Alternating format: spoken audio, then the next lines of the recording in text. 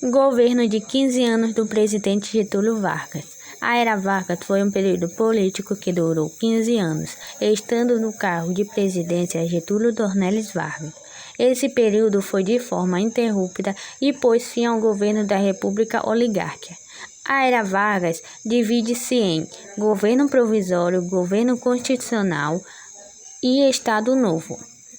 Antes de Getúlio Vargas ocupar o cargo máximo do Executivo Federal, ocorreu um momento de ruptura na política nacional, que culminou um movimento armado chamado de Revolução de 1930.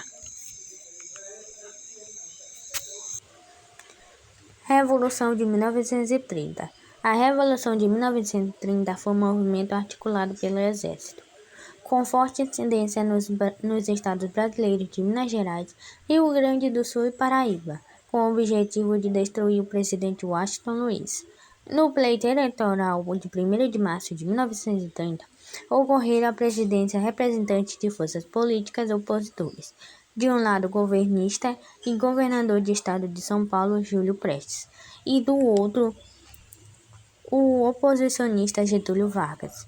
A candidatura de Getúlio Vargas teve total apoio do partido político Aliança Liberal e do governador de Minas Gerais, Antônio Carlos Ribeiro de Andrada.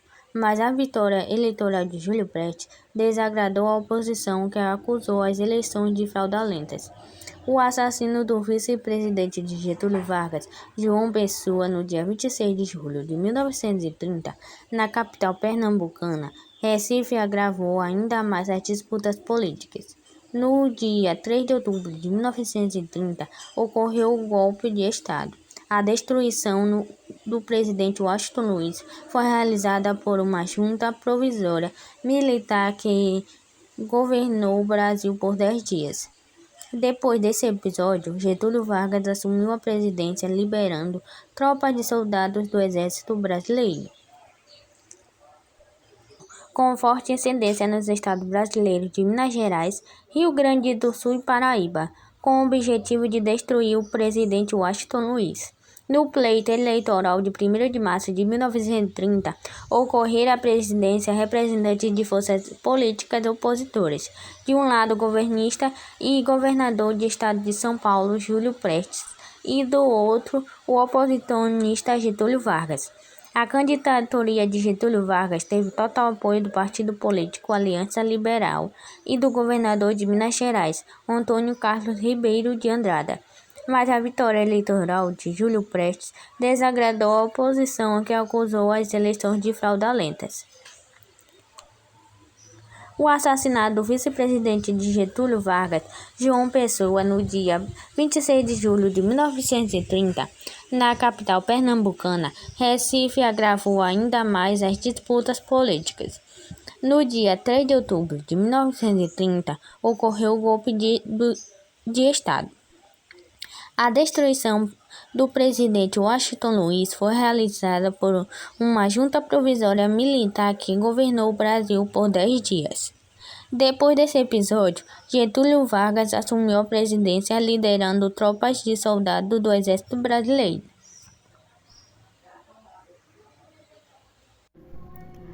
Era Vargas, governo provisório. Getúlio Vargas assumiu a presidência com um discurso no Palácio do Catete, no Rio de Janeiro, no dia 3 de novembro de 1930. Suas vestes militares marcaram a importância do exército para o seu triunfo. A vitória da Revolução de 30 inspirou a letra da marchinha do compositor brasileiro Lamartine Babo, chamado O Barbado. O presidente concentrou o poder em suas mãos e tornou chefe do governo provisório. Ele ainda fechou os órgãos legislativos federais, estaduais e municipais. Para extinguir o poder dos antigos coronéis regionais, foram colocados militares em cargos de importância em postos de comando. Nos cargos de governadores de estados, por exemplo, foram designados representantes do Exército. Inicialmente, nessa primeira fase de Era Vargas, o presidente instituiu o Conselho Nacional Consultivo. Esse conselho foi criado pelo que regulamentou seu governo. Fizeram parte do órgão estatal dos oficiais Pedro Ernesto, o general José Fernandes Leite de Castro, Ari Parreiras, Oswaldo Aranha, Góes Monteiro, José Américo de Almeida, Juarez Távora e o tenente João Alberto Lins de Barro. A Constituição de 1934 foi promulgada nesta fase da Era Vargas, e medidas importantes foram tomadas para a vida política do país, como o voto das mulheres, o voto sigiloso e as bases da legislação trabalhista. Governo constitucional. Esse segundo período da fase da Era Vargas foi marcado pelos princípios do fascismo. Getúlio Vargas tomou posse no dia 20 de julho de 1934, no Congresso Nacional. Nesses 3 anos da Era Vargas, ocorreram muitos enfrentamentos políticos e ideológicos no Brasil. De um lado, os integrantes da Ação Integralista Brasileira, sob a liderança do político e escritor Plínio Salgado, e na oposição, os integrantes comunistas da Aliança Nacional Libertadora. Após a determinação do fechamento da Aliança Nacional Libertadora, por meio do decreto de número 229, em 1935, bem como a prisão de alguns opositores, acarretou no movimento chamado Intentona Comunista. A Intentona Comunista ocorreu no dia 24 de novembro de 1935, na cidade de Natal, no Rio Grande do Norte, no Rio de Janeiro e em Recife, capital de Pernambuco. Depois desse movimento, o presidente endureceu as leis de supervisão à ordem pública. Houve o reforço da Lei de Segurança Nacional no dia 14 de dezembro de 1935 e foram promulgadas emendas constitucionais que deram a poder estatal mais poderes para reprimir os crimes de subversão. Estado Novo. Getúlio Vargas deveria permanecer na presidência até 1937. Nas eleições deste ano disputaram o pleito eleitoral José Américo de Almeida, Armando de Sales Oliveira e o comunista Plínio Salgado. Getúlio Vargas e seus apoiadores denunciaram a articulação de um plano de interesse comunista para a tomada do poder chamado de Plano Cohen. Diante das supostas denúncias comunistas, mais uma vez Getúlio Vargas permanece no cargo de presidente no seu terceiro governo da Era Vargas. Através de um golpe de Estado no dia 10 de novembro de 1937, foi instaurado o Estado Novo. Em um pronunciamento em uma emissora de rádio, o presidente fez um discurso ao povo brasileiro informando sobre a necessidade de reajuste econômico e político do Brasil. O Estado Novo teve influências do fascismo e a propaganda oficial combateu o comunismo e realizou intervenções na economia. O presidente ainda fechou o Congresso Nacional do Brasil e atrelou o Poder Judiciário ao Poder Executivo Federal. Outras medidas adotadas nessa fase da Era Vargas foram a extinção dos partidos e a promulgação da Constituição de 1937. Constituição de 1937. A Constituição de 1937 tem características fascistas porque dava ao Poder Executivo o controle total dos mecanismos estatais. Além disso, era o presidente que nomeava interventores de seu interesse para tomar decisões nos estados. Getúlio Vargas era a favor da ideia da unidade nacional e anulava a concepção de regionalismo. Em 1939,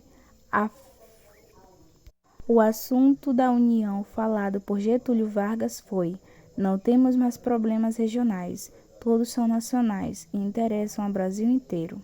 A criação do DIP, Departamento de Imprensa e Propaganda, foi muito importante nesse período da Era Vargas para a construção de imagem de pai dos pobres e privilégios.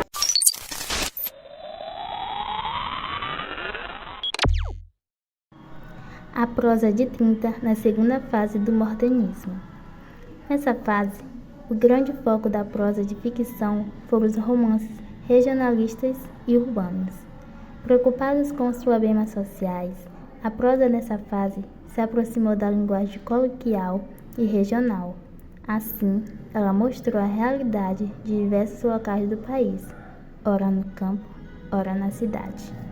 Principais autores e obras da prosa de 30. José Américo de Almeida. José Américo de Almeida é o autor do romance regionalista A Bangaceira, 1928, marco inicial da prosa de 30. Nessa obra, ele relata o tema da seca e da vida de retirantes. Graciliano Ramos. Graciliano Ramos se destacou na prosa regionalista com seu romance Vidas Secas, 1938. Nele aborda diversos aspectos do sertanejo e problemas como a seca do Nordeste e a fome e a miséria dos retirantes.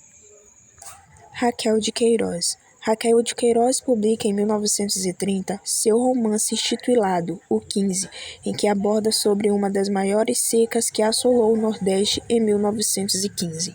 Jorge Amado. Jorge Amado foi importante no desenvolvimento da prosa regionalista e urbana de seus romances. O País do Carnaval relata a vida de um intelectual brasileiro e suas considerações sobre o carnaval e o tema da mestiçagem. Cacau. Ambientados na fazenda de Cacau, no sul da Bahia, relata a vida e a exploração dos trabalhadores.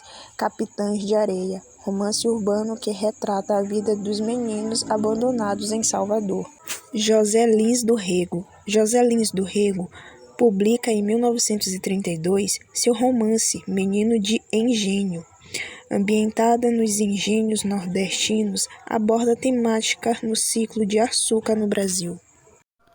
Bom, e esse foi o nosso trabalho. Obrigado pela compreensão.